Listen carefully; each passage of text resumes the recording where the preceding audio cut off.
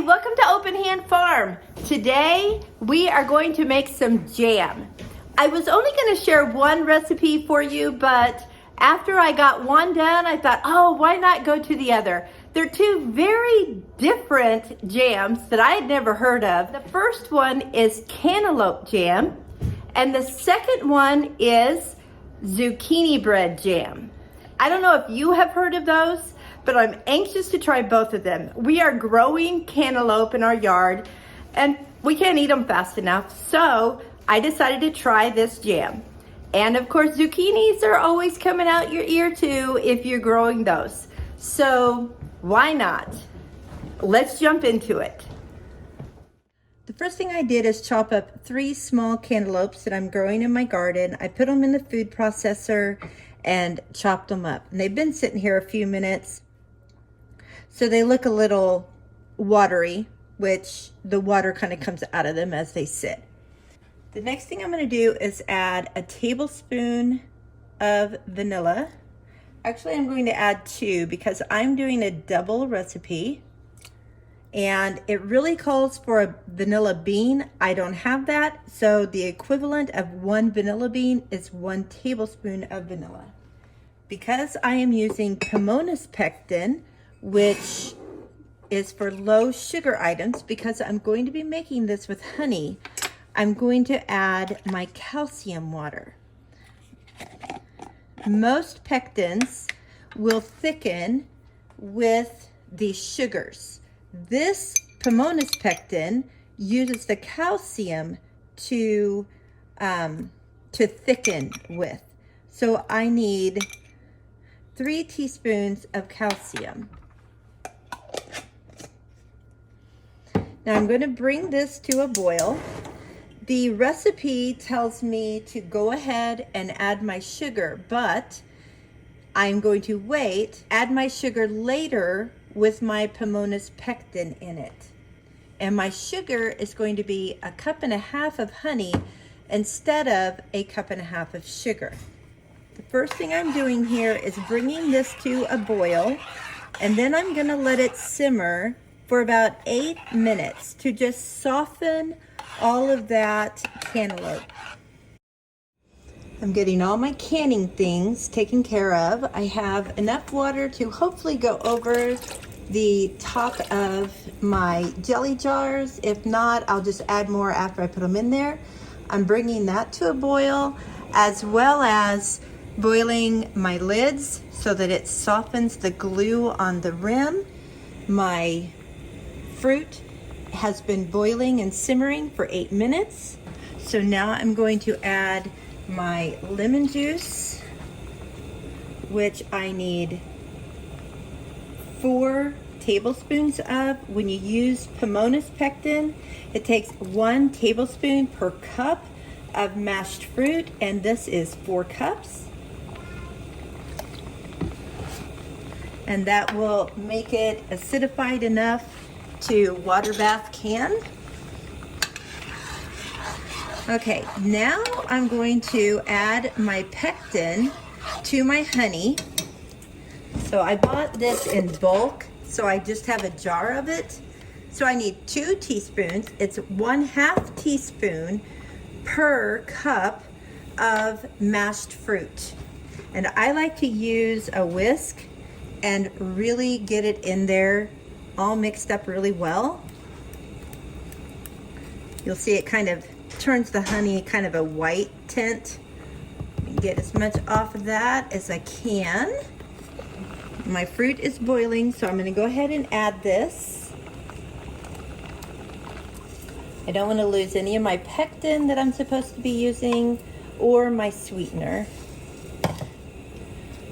So just do that. And I'm going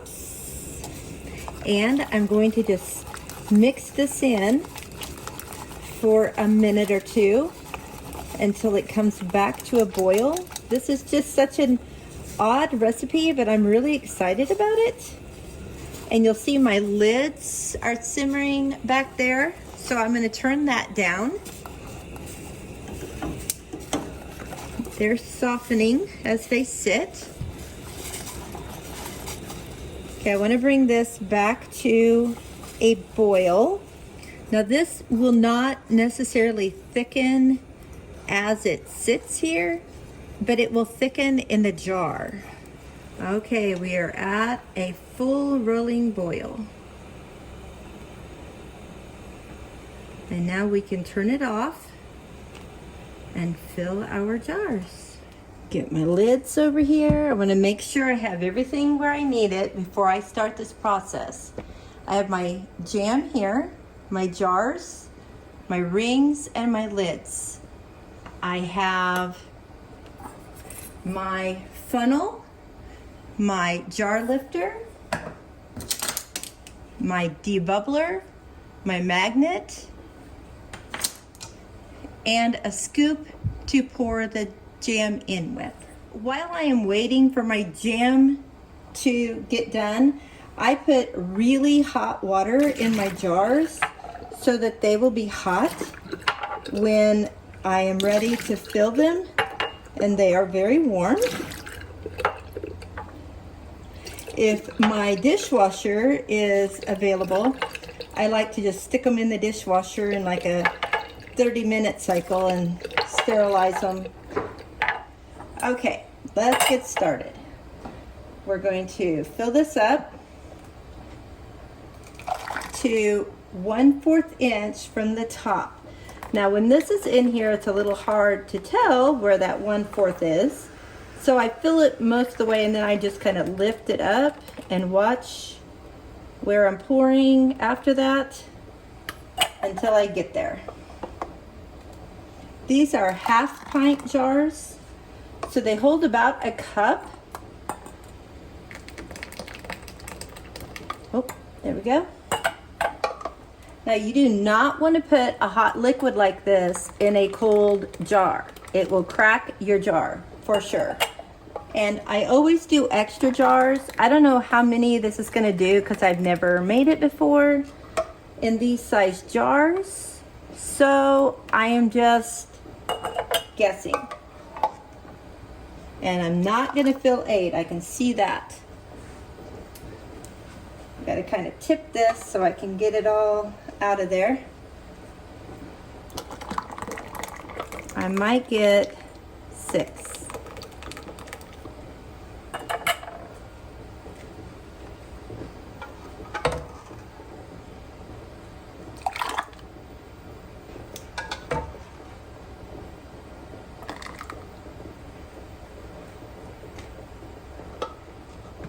At this point, I'm just going to pour it in my cup because that's the end of it.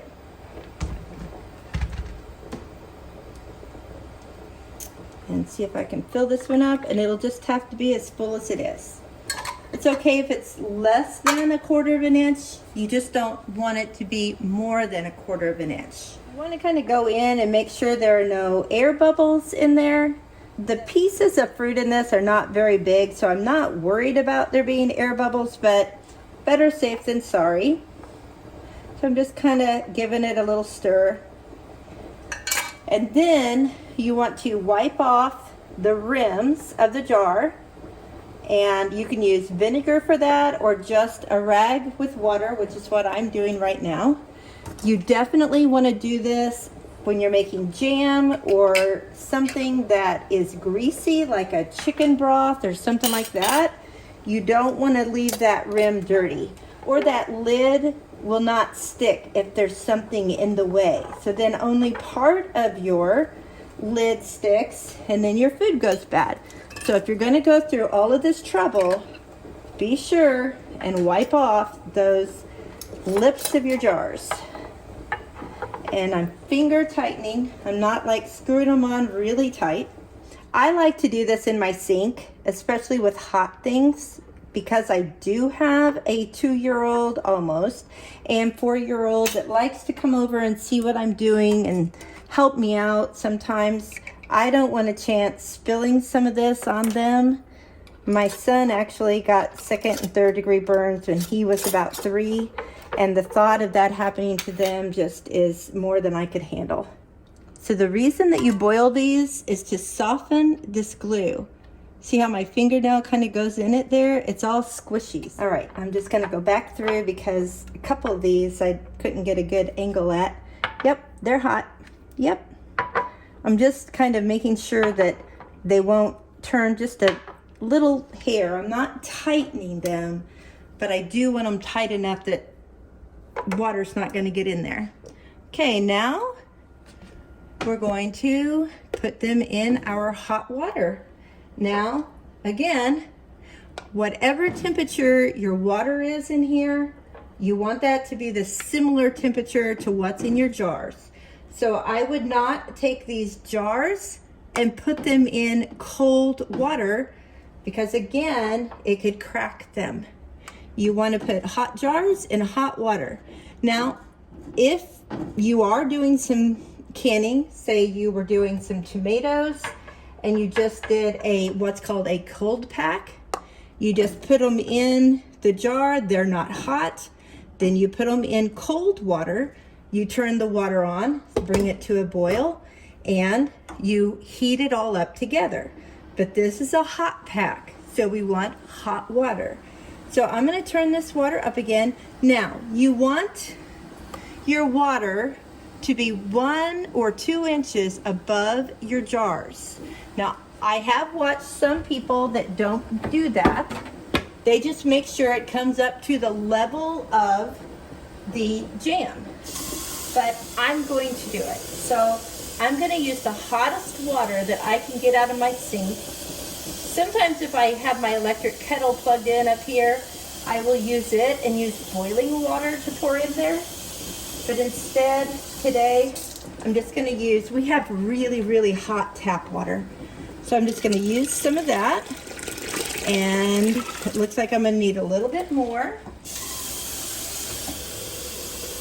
It did cool the water down a little bit, but it wasn't cold. So it's gonna take a minute to get back up to the boil that it had. Pour some more. Now, the way I like to check and see if I have the right height there, I like to take something that's wooden or whatever and just sit it on top of my jars. And then I can look at that and I can see where my water line is. And it is a good 1 inch, close to 2. So I feel good about the amount of water I have on top of my jars. So I'm gonna show you what normally comes in these water bath canners.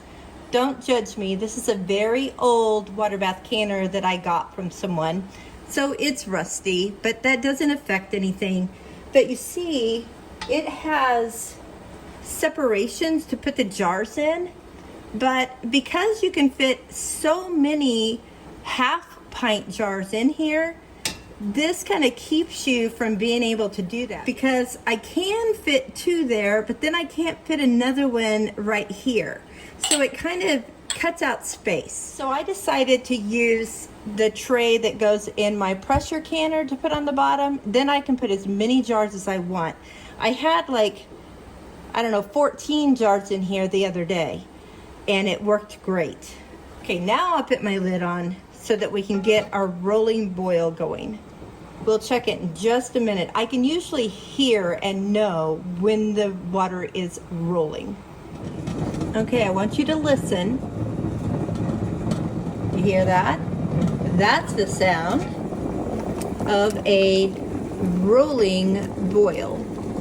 So now, I'm actually going to turn it down a little bit and we're going to continue to let it boil for 10 minutes. Now while that's boiling, I want to set up a place to put those jars where it's out of the way. This is where I usually work here on the counter. That is out of the way. I need it far enough up that my baby can't reach his hand up there and grab them, because when they are done boiling, that's where I will sit them for 24 hours to cool. Okay, my timer went off, so I'm going to turn the fire off and I'm going to remove the lid, which you always want to do away from you so that that steam doesn't come in and get you. And now I'm going to set the timer for 5 minutes, and we're going to wait that long before we take the jars out. Okay, it's time to get those jars out. Now remember, these are going to be extremely hot. I'm going to use my jar holders. So you want to use this rounded part to go around and under the lip of the jar so that you can't pull it off. It won't slide out. Now I am going to be bringing it from the pot over there all the way to over here. I will make sure that I carry it over the sink and the counter. You don't want to drip that water on your feet.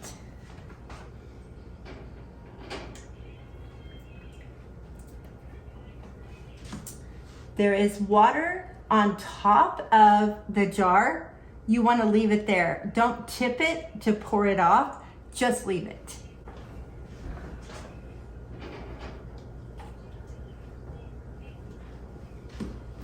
It will evaporate, no problem.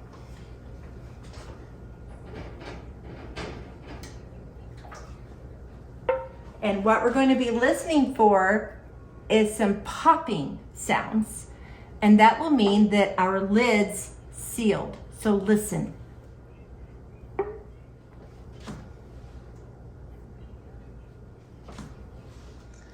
don't know if you can see the top of these lids kind of go up a little bit in the middle. And when they pop, that's going to go down. This one has gone down. It's flatter. There's one.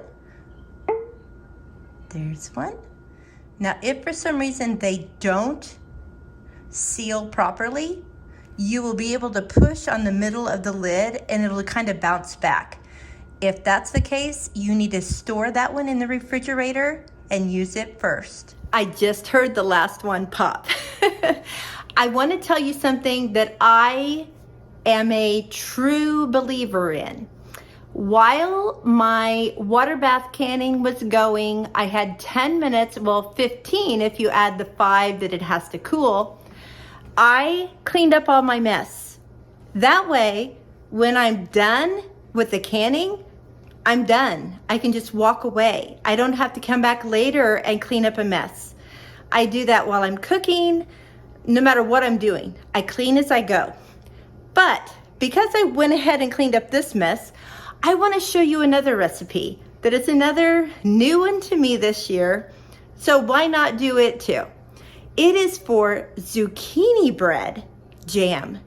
Now, what I read about it is when you put this jam on a piece of toast in the middle of the winter, you feel like you are eating fresh made zucchini bread. We'll see what we think. Let's take a look at how this goes together. Okay, I went ahead and laid out all the ingredients while I was waiting for the canning to be done. And my canner is still hot, so I'll be able to use that. So it's a twofer. So the first thing I need to do is add into my dish 4 cups of shredded zucchini. I shredded this yesterday and just put it in the fridge so that I could use it today. Some of you might think that's pretty big to spread on toast, but if I'm gonna have zucchini in something, I wanna know it's there. Feel free to use your food processor or whatever to make it a smaller shred if you don't like texture. The second thing we're going to add is apple juice. I bought this little 8-ounce bottle of 100% juice, and I'm just gonna pour it in because it is a cup. The next thing is I need to add pectin. Now in the Cantaloupe Jam, I used Pamonas pectin because I used honey.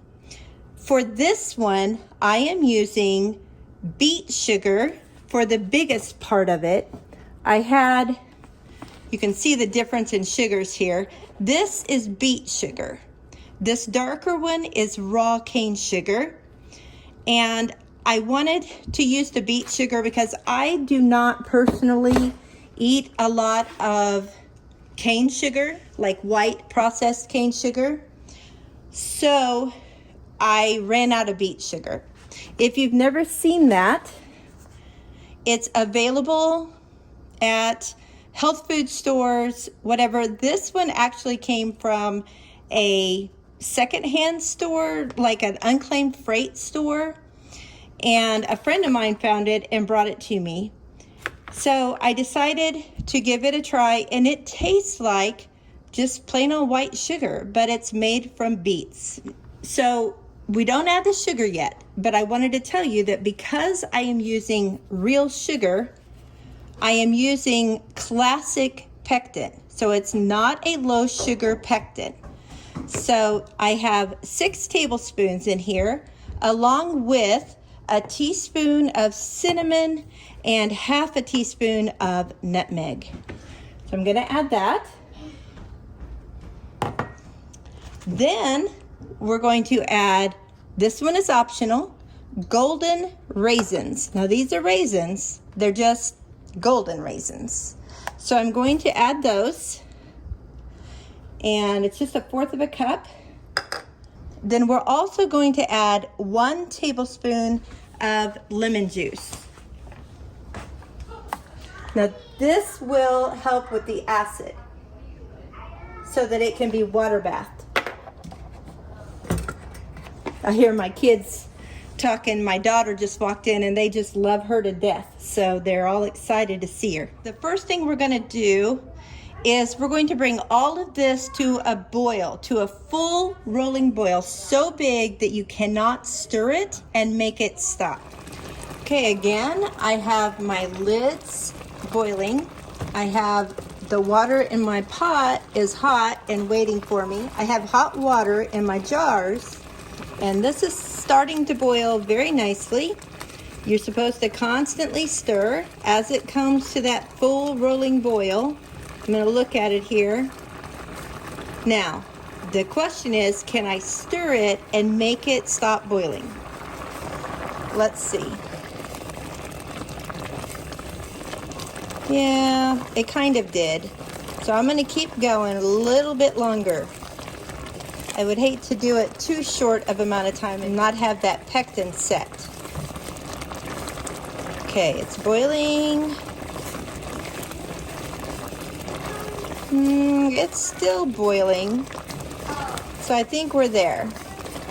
So now I'm going to, first of all, turn off the water on my lids because they're boiling. I'm going to add my sugar and stir it in. Then we're going to bring this back to a boil and let it boil for 1 minute. Okay, we've got our rolling boil back.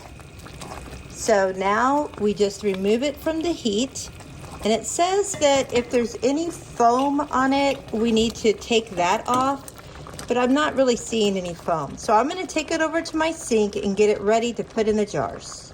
Okay, I'm just going to fill these in the same way I did the other jars. You can see that zucchini really cooked down. Oh man, I smell the spices. It smells delicious. Whoa, that was too full. Have to get a spoon and dip that out. That'll give me some to taste because I'm really curious to see what it tastes like, but it's too hot to taste it right now. I want to show you when I say 1/4 inch headspace. This debubbler also has measurements on it, and that first little tip is 1/4 inch. So if I can put it in there and it doesn't touch, then it has 1/4 inch. Now this one was still a little bit too full. I saw it move when I touched it.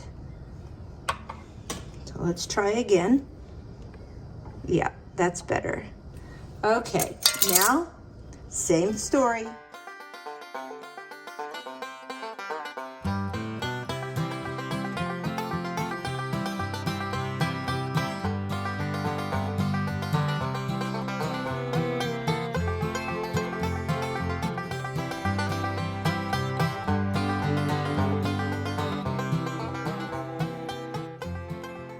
I was gonna tell you, it doesn't matter if there's stuff on the outside of the jar. Don't bother wiping that off. You're gonna burn yourself. It's going in some boiling water and it'll clean itself off. I'm gonna check and make sure the water didn't boil away that I needed for on the top of these jars. And as you can see, it did. So I need to add a little bit more. So now we're gonna wait for the water to come to another roaring boil. And with this recipe, we're gonna let them boil for 15 minutes. If your elevation is over 1,000 feet, that will need to be adjusted. So just look online and see what yours needs to be. Okay, we have Cantaloupe Jam and we have Zucchini Bread Jam. Two very odd, different jams. Hear my grandson in the background. That's the way it's gonna be around here, guys. I was doing a lot of voiceover videos, but the reality is there's noise in my house. I have people in it. So get used to it. I'll try to talk over it. I wanted to show you my toast with zucchini jam on it. I haven't tasted it yet. Let's see what I think.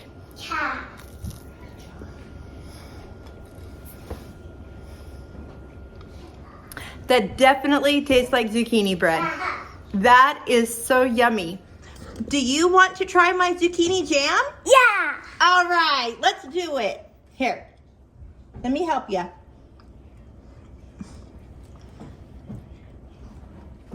Okay, do you want to try my zucchini jam? Yeah. Okay. Do you like it? What do you think, brother? Oh, I think I like it. Okay. Can I try your zucchini jam? What? Yeah. You get to bite off of the ones they were eating. Okay. It's good. Okay, good. Now, I have to share with you, I think I have a problem with my cantaloupe jam. And I had this problem when I made it last time. A couple of weeks ago, I made this cantaloupe jam for my Every Bit Counts challenge and had the same problem. That time I knew I had not put the calcium water in to go along with the Pamonas pectin, but this time I did. So let me show you what the jars look like. When I tip them, it's still very wet. Maybe I'll just look for a different recipe for cantaloupe jam.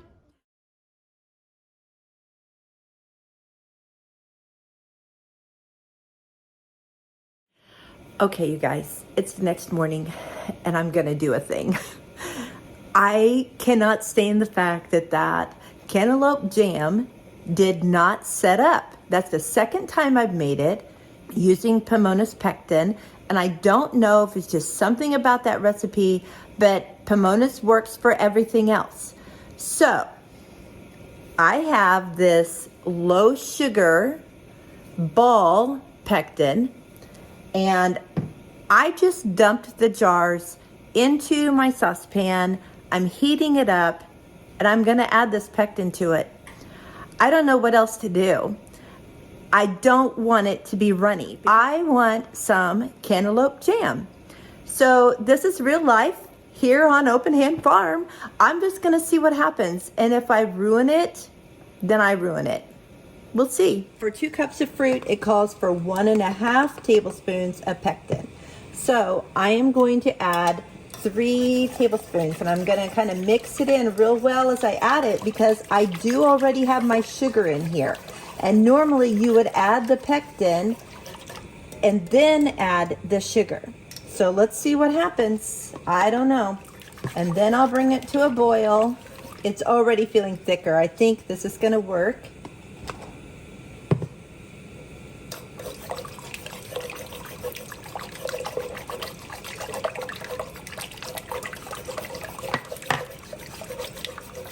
We'll get it to boiling and we'll let it boil for 1 minute. I'm gonna keep stirring it to make sure that we don't get clumps and the pectin is actually worked in. My lids are starting to boil back there. My water is hot. My jars are getting hot water in them so that they're hot. We're just gonna try this again. Okay, it's starting to boil. It says to hard boil 1 minute. So we're looking for a hard boil. Okay, I'd say we're at a hard boil. I'm gonna set the timer for 1 minute. Alrighty, I'm gonna recan it and see what it does.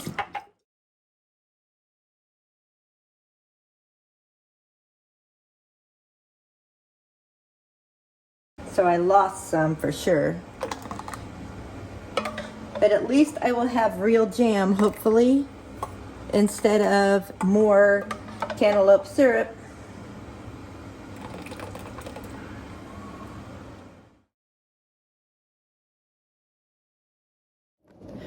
While those are processing, I want to let you know how to take care of your jars after they are completely cooled down.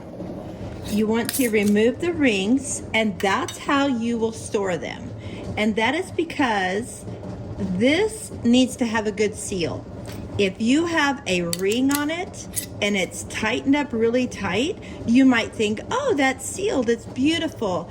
And then you open it up and the lid comes off, which means you have bad food. So you want to take your ring off. Then you want to see that that lid is on there so tight that you can lift that jar out of your hand. That's a good seal. So I'm going to do that to all of these. So what happens while these are cooking, and before you put them in the canner, you probably have some sticky substance on them. And while they're cooking, the lids might let some of that sticky juice out. And so it gets sticky around under where the band was. So we want to wash those jars because a clean jar is less likely to get bacteria in and under the lid. So you want to wash it really well, rinse them off. I go ahead and dry them. And then you want to label them. Tell what's in it and the date so that you will know how long you have had that item. You want to be careful not to let these jars slip out of your hand though. These little jars aren't too bad. They fit in your hand. But if you have a jar full of spaghetti sauce or something and it's a quart jar, those things can be heavy. So be careful. So I have a little tip when you're labeling too. If you just try to write on a jar, your hand kind of moves around and it's hard to really write as nicely as you would like to. So if you just borrow a friend, rest your hand because they're the same height, it's like you're on a table now.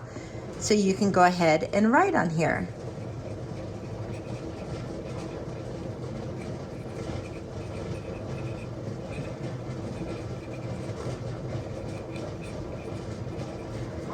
And you just keep rotating. And then when you get to the last one, just use the first one you wrote on. The ink is dry by now.